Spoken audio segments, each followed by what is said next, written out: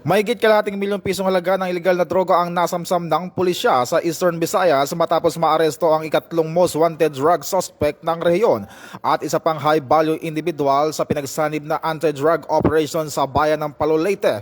Isinagawa ang operasyon sa Zone 3 Barangay Campete kung saan na-recover ang 5 sachet ng hinihinalang shabu na may tiyatayang 79 gramo.